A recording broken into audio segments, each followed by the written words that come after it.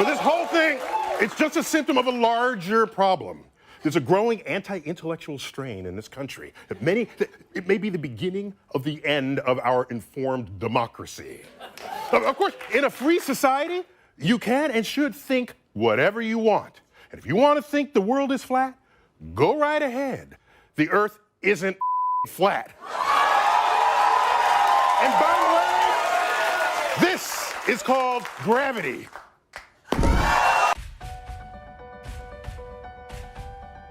It is an interesting experiment telling somebody you know that you no longer believe in the universe and that our Earth is a giant spinning space ball. Try it for yourself. I guarantee they will tell you you're crazy, or at least look at you like you've lost your mind. The most interesting thing is when challenged, the ball believers will not actually be able to give you solid empirical evidence based on their first-hand experience that the Earth is actually a large spinning globe. Can any of us demonstrate first-hand in our day-to-day lives the Earth's curve or motion through the solar system? No, we cannot. And can any of us say we have seen the planets in their orbit and the universe expanding with our own eyes? No, again, we can't. Usually in response to this crazy person telling them that the Earth is flat, they will respond by 1. Bringing up images of the Earth as presented by NASA, or 2. They will say, come on, everyone knows space exists, and tell you that countless professors have dedicated their lives to studying this matter. At some point, perhaps, an emphasis on the existence of gravity will come up in the conversation. But you see, what is really happening when someone reacts so stubbornly to an alternative view of the Earth is not a result of the person's mental capacity. If the person had sat down with their heavily pregnant sister and said, "You are not a woman and you are not pregnant," then that is a statement which deserves such a reaction, as there is obvious empirical evidence of her pregnancy. No, what commences when challenging a person on the Earth is a battle against their programming. This programming is a deep-rooted and established matrix that is deliberately constructed when we are infants. Before we leave primary school, our first-hand experience of our flat and stationary world is slowly being erased and steadily inflating into the bloated and spherical idea that the Earth is a globe. The sad thing is, many of us grow up and never question this notion again. It is only in photographs and videos from NASA and other official trusted sources that the horizon appears curved. All amateur and raw unedited images of the Earth will provide a completely flat horizon. And this is what we see ourselves through our own two eyes when standing at a beach or looking out from a vantage point. At any altitude, the horizon always appears 360 degrees flat, because it is. And it always rises to meet the eye level of the viewer. You never have to look down or up to see the horizon. It meets you. No matter how huge they say the Earth is, if it were a curved ball, you would have to adjust your view upwards or downwards to meet the horizon. And I know we've seen the curve in photos and videos, but NASA and many other official sources continually distort the horizon in their footage with a fisheye lens to give the effect of a curved Earth. This is the same fisheye lens inherently built into the GoPro. And I know what you're going to say. You've seen the horizon bend and curve when journeying at altitude on an aeroplane. But unfortunately, this is more trickery. Aeroplane windows commonly bow outwards to give the illusion of curvature. A Telegraph article, catering to our gullible nature, explains that flight windows were changed because the square windows caused a higher percentage of crashes. Yeah, right. They use our size as human beings to dismiss our own infallible perception of a flat and stationary Earth, claiming we are not big enough to witness the curvature. But this balloon managed to ascend 121,000 feet and left its fisheye lens behind. Lo and behold, a flat horizon. The balloon wobbles and spins, but the horizon remains dead straight, not curving in any way, shape or form. And this is the problem.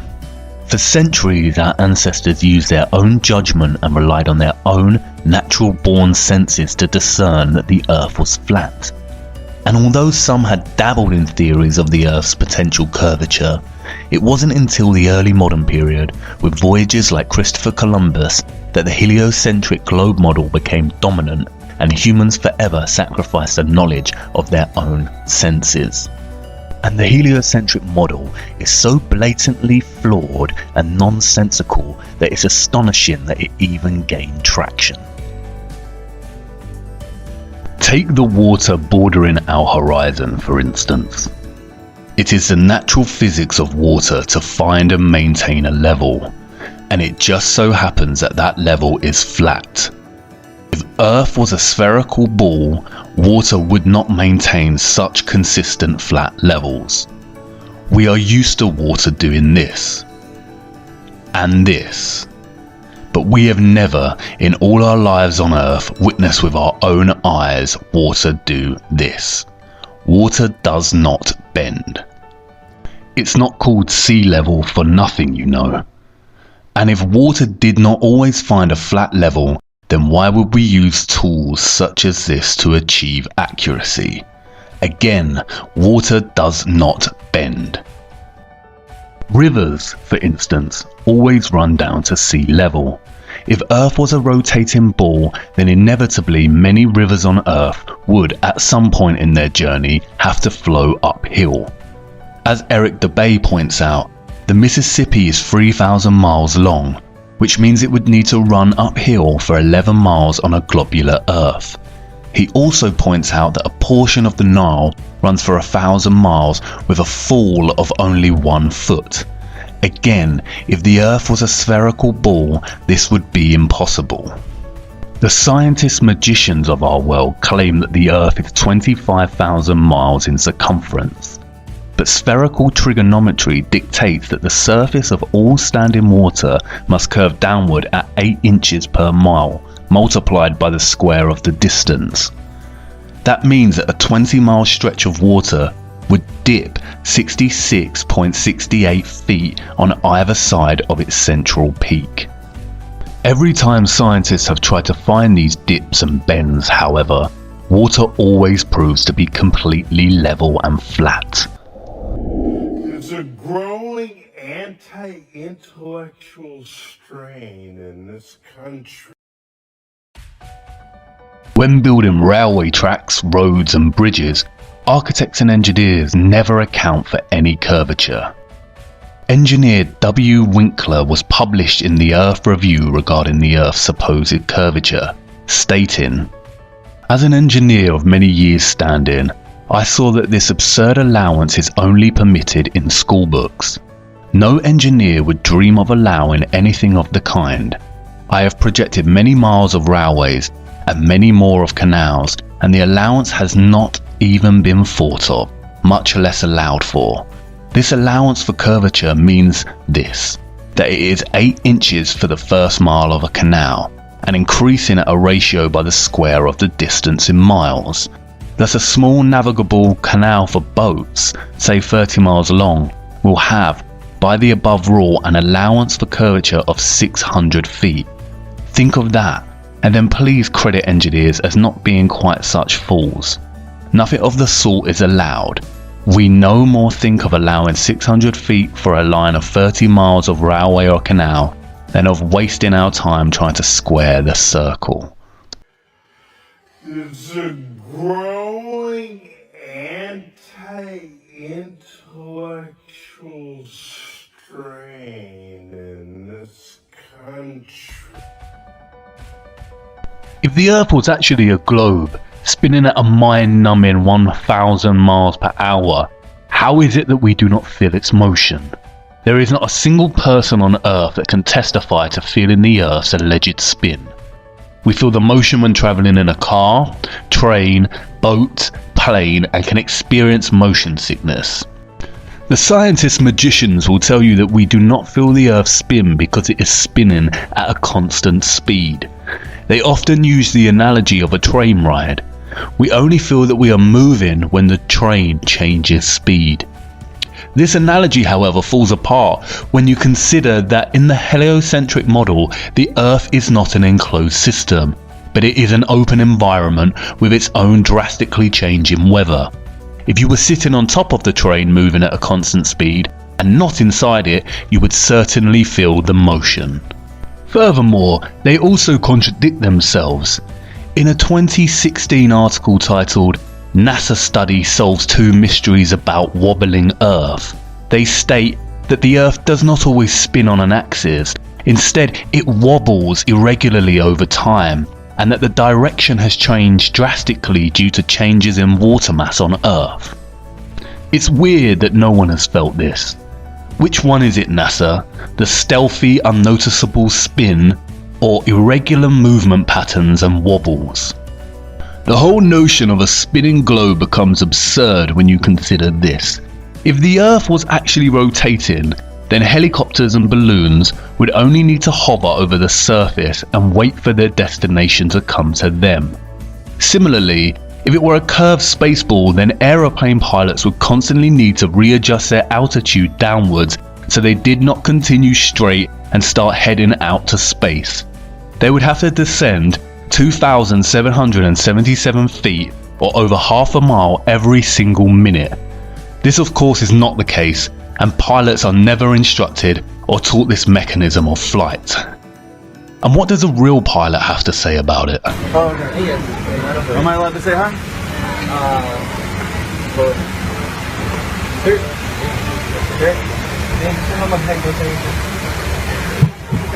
Hey, I just want to say thanks for the smooth flight. Right. I did have one question. Is there like a specific angle of downward tilt you have to fly at to 3 degrees. 3 degrees That's it. for the curvature of the Earth?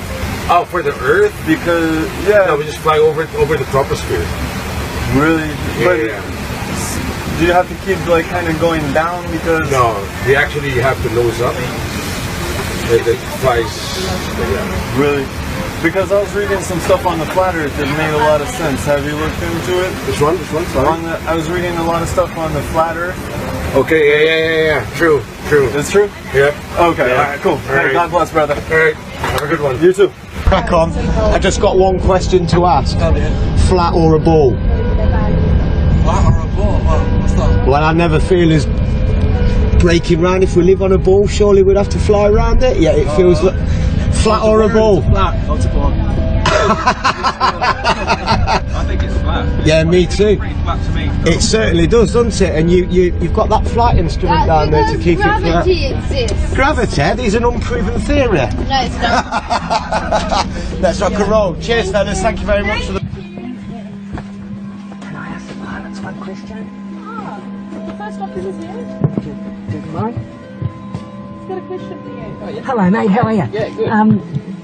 I'm a fellow, Casey Josh. I'm a fellow, just PPL, pilot. Yeah. Yeah, nice. I got a couple of serious questions to ask you. Okay, here we go. Yeah, there's a big time. Curvature. Curvature. Yeah. Yep. We don't allow for curvature, do we? For anything, not for you usually. Yeah. No, we're round. We're a disc, aren't we? Round and flat. Yeah. Sorry. Hey, look. Honestly, quite seriously, Yeah. we are, aren't we? Yeah. Thank you, mate. Thank you for being. If the Earth is actually rotating, flight paths would become very messy. Flying west from New York to California is 2,441 miles, which takes just under 5 hours on a commercial flight. If the Earth is spinning eastwards at 1,000 miles per hour, then not only would this flight take a lot less time, but it would also make it near impossible to fly back the other way due to the constant rotation of the Earth. It would be like trying to run up a very long and very fast downward escalator. And what about the weather? If the Earth and atmosphere is spinning at 1,000 miles per hour, then don't you think it would be impossible to see such stationary clouds and weather formations like we do? Not to mention that clouds often crisscross in their pathways. This would be impossible if the Earth's spin was a reality. Thomas Winship states, "Let imagination picture to the mind what force air would have which was set in motion by a spherical body of 8,000 miles in diameter. which in 1 hour was spinning around 1,000 miles per hour, rushing through space at 65,000 miles per hour and gyrating across the heavens. Then let conjecture endeavour to discover whether the inhabitants on such a globe could keep their hair on. If the Earth globe rotates on its axis at a terrific rate of 1,000 miles an hour, such an immense mass would of necessity cause a tremendous rush of wind in the space it occupied. The wind would go all one way, and anything like clouds which got within the sphere of influence of the rotating sphere would have to go the same way. The fact that the Earth is at rest is proved by kite flying. And honestly, if the Earth was a fast rotating globe, then wouldn't the oceans and other bodies of water be pushed away from the Earth in the same way as when a wet tennis ball is spun rapidly, the water sprays outwards? The scientists magicians have an answer for this. They call it gravity. And by the way, this is called gravity. The scientists magicians are at it again, weaving their spells and telling us tales of a powerful force keeping us rooted to the Earth. If gravity was such a powerhouse, then birds would struggle to fly. Insects would not be able to use wind to navigate. Monkeys would not climb and jump among trees with ease. Planes would not be able to take off from the ground. Trees would not be able to overcome gravity's pull when their growth towards sunlight and would begin to bend towards the Earth the taller they became. And if gravity exists and has the power to bend and wrap the oceans around a gigantic spinning ball, then humans would certainly struggle to lift their arms and legs. Legend has it that an apple fell on Newton's head as he sat under the tree, and this was the catalyst for his great discovery of gravity, which claims that objects are attracted to large masses and gravitate towards their centre. However, when they talk about gravity, what they are actually referring to is the law of density relative to mass. Today, I'm going to show you a simple science experiment that you can try at home to learn about density. Start by taking an empty glass and tip in some water and food colouring. Then add some syrup or treacle. And I'm going to add a little bit more water to make the layer a bit thicker. Then finally, fill the glass up with some oil and leave it to settle for about 15 minutes. These liquids separate out into different layers because they're different densities and they don't mix. The syrup has the highest density, so it sits on the bottom, and the oil, which has the lowest density, rises to the top. Try dropping different objects in to see what happens. If we drop this metal nut in, which is really dense, you can see it sinks right to the bottom. But if I take this grape and drop it in, it sinks through the oil and water, but sits on the syrup. This is because the syrup is denser than the grape. Pretty cool, huh? Now if I take this plastic bottle top and drop it in, it slowly sinks through the oil and sits on the water.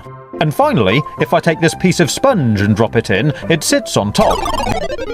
It is a scientific fact, verified by undisputable evidence, that when objects are placed in mediums with less density, they sink, and when placed in mediums with higher density, they rise or float. For example, a rock in water will sink because the object's density is greater than the water's density, as will a ship's anchor. Likewise, helium-filled balloons rise because they are lighter than the air. Submarines float on the ocean when their ballast tanks are empty and contain air, and they sink when their ballast tanks begin to be filled with water. This is how they manipulate their depth in the ocean, by adjusting the ratio of air and water in the tanks. This is proven by filling a balloon with 50% air and 50% helium. As helium is lighter than air and the ratios are even, the balloon remains fixed in the air without rising or falling. Again, much like the Earth's curve and spin, we do not witness smaller objects on Earth gravitating and orbiting around or being pulled towards larger objects. It seems very convenient that gravity's tendency to make smaller objects orbit around larger objects is exclusive to the globe itself and all the supposedly surrounding planets and stars, none of which we can actually see in motion or orbit. Even when you study the claims made by the scientist magicians of the so-called planets and moons, their calculations begin to work against them. As Eric Dubay pointed out, Newton also theorized, and it is now commonly taught, that the Earth's ocean tides are caused by gravitational lunar attraction. If the moon is only 2,160 miles in diameter and the Earth 8,000 miles, however, using their own math and law, it follows that the Earth is 87 times more massive, and therefore the larger object should attract the smaller to it, and not the other way around. If the Earth's greater gravity is what keeps the moon in orbit, it is impossible for the moon's lesser gravity to supersede the Earth's gravity, especially at Earth's sea level, where its gravitational attraction would even further out-trump the moon's. And if the moon's gravity truly did supersede the Earth's causing the tide to be drawn towards it, there should be nothing to stop them from continuing onwards and upwards towards their greater attractor. There's a growing anti-intellectual strain in this country. Ultimately, Newton's gravity erased the common sense of up and down, and in its place normalized the preposterous idea that this is possible. And this. And that meanwhile, in Australia, this is nonsensical, pseudo-scientific mockery and nothing more than an invention to justify the spinning spherical Earth hoax. Without the theory of gravity, not a single person in their right minds would ever believe the Earth a globe, with some of the population existing upside down on the underside of the planet. This is all quite simple once you start to break away from the toddler years of matrix programming. The laws of perspective and density perfectly explain the natural workings of our world. They invent complex concepts such as gravity and ridiculous spinning spherical networks of incomprehensible figures and speeds to bamboozle us. And we will get onto why they do this shortly. But wait a minute. I know you're not on board with this just yet, and I can tell you have a big question that you're burning to ask. If the Earth is not a spinning globe, then what about the sun and the moon? We can see the sun rising and setting every day. I'm glad you asked. Follow me to part 4 so we can take a much closer look at our wonderful sun.